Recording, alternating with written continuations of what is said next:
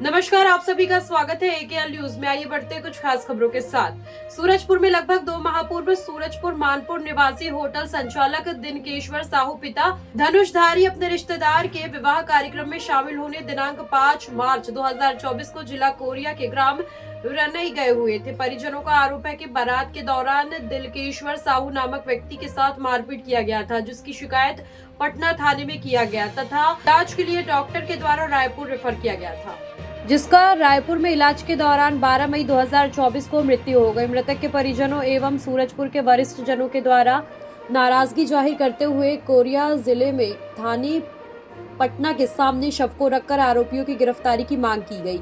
परिजनों ने कहा कि जब तक आरोपियों को गिरफ्तार नहीं किया जाएगा तब तक दाह संस्कार के लिए मृतक के शव को ले जाने के लिए मना लिया जा रहा था। वहीं परिजनों का आरोप है कि पटना पुलिस प्रशासन की कहीं न कहीं बड़ी लापरवाही है। पीड़ित परिवार न्याय के लिए सड़क पर शव को रखकर न्याय की मांग कर रहे थे। ऐसे में एडिशनल एसपी कविता ठाकुर के उचित कार्यवाही करने का आश्वासन देने पर मृतक के परिजनों के द्वारा दोपहर तक धरना समाप्त किया गया। मामला ये है सर कि पापा से मारपीट किया गया। हमने यहाँ थाना में वो आवेदन दिया, नामजद कराई, लेकिन अभी तक 2 मंथ हो गया, अभी तक कोई कार्रवाई नहीं किया गया है। नहीं, क्या नाम है आप लोगों का? आपका क्या नाम? कपिल साहू है सर। घर कहाँ पड़ता है आपका? मानपुर सूरजपुर। हाँ। तो ये घटना कहाँ घटी है? घटना रनई में घटी है। क्या रनई में क्या करने आए थे पापा आपके? रनई बारात आए थे। बारात में ये घटना घटी है। आप सुनो भैया, आप ऐसे बताना कि बारात लोग यहाँ पे आए हुए हैं। हमारे शहर के नवयुवक दिलकेश्वर साहू एक बारात में रनई आए थे और रनई में किसी बात पे विवाद हुआ और वहाँ पर मारपीट होने के बाद उनकी गंभीर अवस्था में उनको यहाँ से ले जाया गया। इस दौरान 2 आवेदन परिजनों ने दिए यहाँ, लेकिन उस आवेदन पर किसी भी प्रकार की न तो शिनाख्त की गई कि घटना क्या है और घटना में कौन कौन लोग संलिप्त है, इसकी कोई पहचान नहीं की गई। वस्तु स्थिति ये मतलब जानने की भी जरूरत महसूस। हम लोगों ने जब कांटेक्ट किया है तभी इन लोगों ने थोड़ा बहुत ये दिखाया है कि हम ये कर रहे हैं वो कर रहे हैं, नहीं तो इन लोगों ने न तो परिजनों का कोई बयान लिया जा करके और न ही किसी आरोपियों का बयान लिया। अब स्थिति ये हुई कि 2-2.25 महीने के बाद लंबे इलाज के बाद उनकी बीती रात डेथ हो गई और डेथ होने के बाद परिवार में, शहर में, गाँव में, मोहल्ले में पूरा आक्रोश फैल गया कि जाँच क्यों नहीं। आज हम लोग इस पूरे गांव वालों के साथ में यहाँ पहुँचे हैं और हम लोगों की 2 सूत्री मांग है। एक तो निष्पक्ष जांच हो और आरोपियों की गिरफ्तारी, एफआईआर दर्ज हो।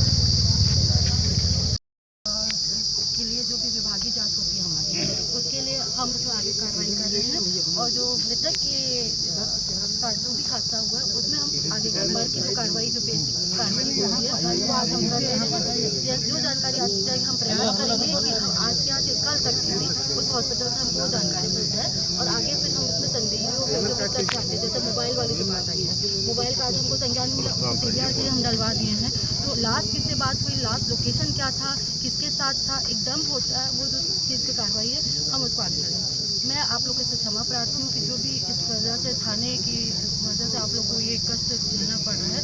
बाकी आप लोग निश्चिंत रहिए, मैं और जो भी वरिष्ठ अधिकारी हैं इस जिले के, उनके पूरे संज्ञान में, इवन आईजी साहब मुझसे स्वयं बात किए हैं और वो भी बता रहे हैं कि जो भी आप लोगों को इस तरह से असुविधा होगी तो कृपया सहयोग करिए। अब आप लोग मृतक का आगे का अग्रिम कार्रवाई करें और हम लोग फिर इस कार्रवाई में, मेरा नंबर आप लोग यहाँ रख लीजिए, जिसको भी होगा आप लोग मेरे से डायरेक्ट बात कर सकते हैं। किसी के पास कुछ सूचना मिलता है, जानकारी मिलता है, क्या मामला था और क्या है आगे कार्रवाई क्या करेंगे? ऐसा क्या मामला था जो परिजन को सौ के थाना पे आना पड़ा? पूरा मामला क्या बताएं? देखिए, एक 11 मार्च 2024 को एसपी कार्यालय में शिकायत प्राप्त हुई थी और मृतक का नाम है दिलकेश्वर साहू। उनके भाई ने शिकायत दिया था, राम दुलार जी ने, कि 5 मार्च को ये अपने रिश्तेदार के बारात में आए हुए थे ग्राम रनई। उस रात को करीब 11 बजे वो घायल अवस्था में रनई में रोड किनारे मिले थे, जिन्हें इलाज के लिए अंबिकापुर लेके गए थे। बाद में उन्हें रायपुर में इलाजरत थे और कल ये जानकारी प्राप्त हुई है परिजनों से कि इलाज के दौरान उनकी मृत्यु हो गई है। अब इसमें जो शिकायत हुई थी, शिकायत में जांचकर्ता अधिकारी द्वारा बयान लिए गए हैं। उस बयान में चूंकि स्पष्ट नहीं हो पाया था कि हादसा किस वजह से हुआ था, किस प्रकार से हुआ था, इस कारण से इसमें अग्रिम कार्रवाई नहीं, मतलब जो वैधानिक कार्रवाई नहीं कर पाए थे। अभी हमने इसके लिए उसके पीएम रिपोर्ट के लिए और बैलेट टिकट के लिए विशेष वाहक रायपुर रवाना कर दिए हैं। जैसा भी पीएम रिपोर्ट में आता है, जो भी तथ्य आएंगे उसके हिसाब से हमारे द्वारा वैधानिक कार्रवाई की जाएगी। और परिजनों को ये समझाइश दिया गया है कि आज हम इसमें हमारे पंजीबद्ध कर रहे हैं और जो भी उनके पास में तथ्य हैं उसके बारे में हम अच्छे से विस्तृत तौर पे गंभीरता से जांच कर रहे हैं और जो जांचकर्ता के ये जो असंतोष है उस असंतोष के लिए वाली कार्रवाई कर रहे हैं। तो परिजन इस चीज से संतुष्ट हुए हैं और अभी उन्होंने पूरे सहयोग का आश्वासन हमको दिया है। मैडम, परिजनों का आरोप है कि 2 महीना पहले इसकी सूचना दिया गया था, लेकिन ऐसा क्या कारण था जो 2 महीना बीतने के बाद ही पुलिस प्रशासन जी, अब इसमें जो भी उनका जो शिकायत है उस शिकायत पे हम संज्ञान ले रहे हैं और जो जांचकर्ता अधिकारी है इसमें जैसे हम लिखित जवाब लेंगे कि क्यों इनके द्वारा 2 महीनों से कोई भी जांच मतलब गंभीरतापूर्वक जांच नहीं की गई और जो भी तथ्य आएंगे जिस प्रकार की लापरवाही उनकी आएगी तथ्य हमारे पास में, तो हमारे द्वारा उनके खिलाफ जो है विभागीय कार्रवाई की जाएगी।